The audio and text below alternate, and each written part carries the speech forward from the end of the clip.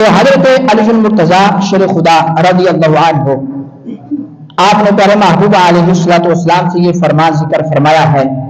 تفسیر روح المانی کے اندر یہ بات موجود ہے کہ حضرت علی المرتضیٰ شیر خدا رضی اللہ عنہ آپ فرماتے ہیں کہ پیارے محبوب علیہ الصلوۃ والسلام آپ نے ارشاد فرمایا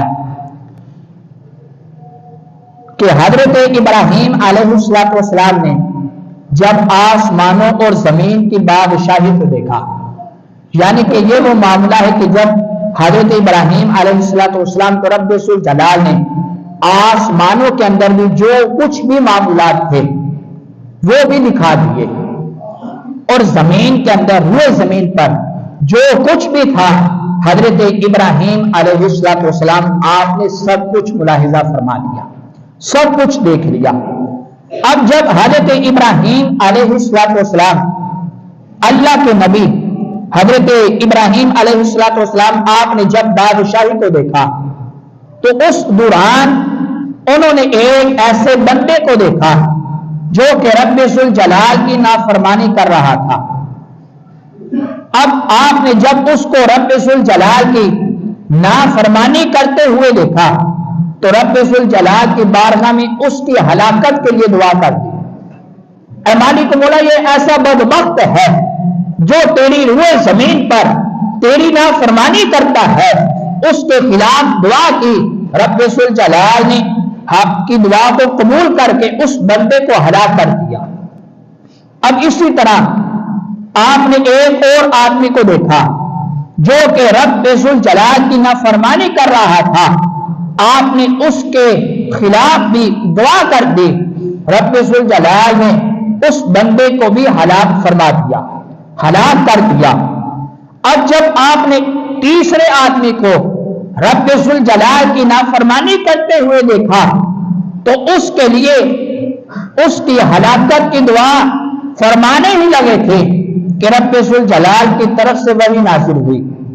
وحی کے اندر رب ذوالجلال نے ارشاد فرمایا، اے ابراہیم، آپ مستجاب الدعوات ہیں، یعنی کہ جن کی دعا کو رب بھی آپ کی دعا کبھی بھی رد نہیں ہوگی. آپ جب بھی رب کی بارگاہ میں دعا کریں گے آپ کا رب آپ کی دعا کو قبول فرما لے گا. لیکن اے ابراہیم، میرے بندوں کے خلاف دعا مت کریں. میری بارگاہ میں جو میرے بندے ہیں گناہگار، ان کا معاملہ تین طرح کا ہے. یعنی کہ آپ نے جس بندے کو بھی رب کی نافرمانی کے اندر دیکھا اس کے خلاف دعا کی، رب نے آپ کی دعا کو قبول کر کے اس بندے کو ہلاک کر دیا. دوسرے بندے کو دیکھا، رب کی بارگاہ میں دعا کی، رب نے ہلاک فرما دیا. جب تیسری مرتبہ دعا کرنے لگے رب ذوالجلال نے ارشاد فرمایا، اے ابراہیم، آپ ہمارے اس قدر محبوب بندے ہیں کہ آپ میری بارگاہ میں جب بھی دعا کریں گے آپ کا رب آپ کی دعا کو قبول فرما لے گا. لیکن اے ابراہیم، میرے بندوں کے معاملے میں ان کے خلاف دعا مت فرمائیں، کیونکہ میرے بارگاہ میں میرے گناہگار بندوں کا معاملہ تین قسم کا ہے. پہلے نمبر پر حضرت علی المرتضیٰ شیر خدا رضی اللہ عنہ آپ فرماتے ہیں کہ پہلا گناہگار شخص جب توبہ کرتا ہے تو رب ذوالجلال اس کی توبہ کو قبول فرما لیتا ہے. اب اس کی وضاحت جو کہ پہلے احادیث شریف کے اندر میں نے ذکر کی کہ جب انسان پختہ ارادہ کر لے کہ وہ گناہ کی طرف نہیں جائے گا، رب ذوالجلال اس کی توبہ کو قبول فرما لیتا ہے. اب حضرت مولا علی فرماتے ہیں کہ دوسرے نمبر پر اس کی نسل سے ایسے لوگ پیدا کرتا ہوں جو روئے زمین پر میری حمد و ثنا کرتے ہیں، اور ان کی حمد و ثنا کرنے کی وجہ سے میں اس گناہگار بندے کی بخشش فرما دیتا ہوں. تیسرا معاملہ حضرت مولا علی فرماتے ہیں کہ رب ذوالجلال نے حضرت ابراہیم علیہ السلام کو ارشاد فرمایا، اے ابراہیم، تیسری طبقہ وہ ہے میرے گناہگار بندوں کا کہ میں ان کی روح کو قبض کر لیتا ہوں اور اپنی بارگاہ میں حاضری کے لیے کہ میں نے ان کو اس روئے زمین پر ان کو موت واقع کر دیتا ہوں۔ جب میرا بندہ گناہگار ہوتا ہے، جب میرا بندہ گناہ کرتا ہے تو میں اس بندے کو موت دے دیتا ہوں۔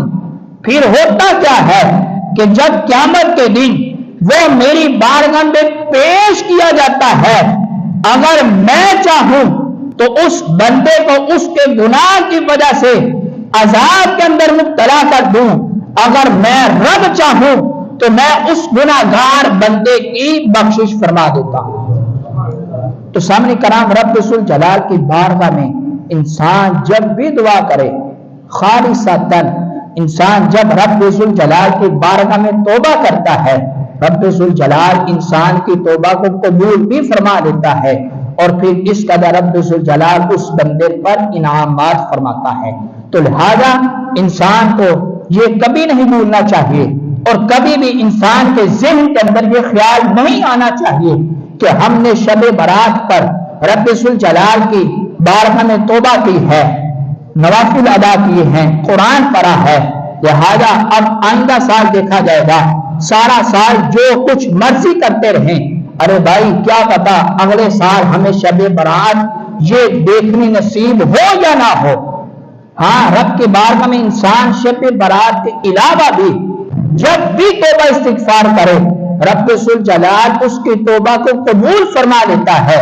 لیکن انسان کی نیت ہرگز یہ نہیں ہونی چاہیے کہ توبہ کرے اور پھر گناہ کی طرف مائل ہو جائے، گناہ کرنے پر رغبت کرتا رہے، گناہ کی طرف چلتا رہے۔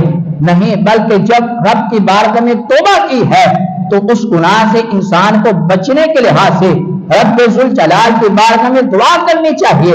اے مالک مولا، میں نے اس گناہ سے بیزاری کا اظہار کیا ہے، اس گناہ سے بچنے کے لحاظ سے تیری بارگاہ میں دعا کرتا ہوں۔ اے مالک مولا، اس سے بچنے کے لحاظ سے تو نے ہی مجھے توفیق عطا فرمانی ہے، اس پر تو نے ہی مجھے ثابت قدمی عطا فرمانی ہے۔ تو سامنے کرام، یہ معاملات ہیں، ہرگز انسان کو اس لحاظ سے باز رہنا چاہیے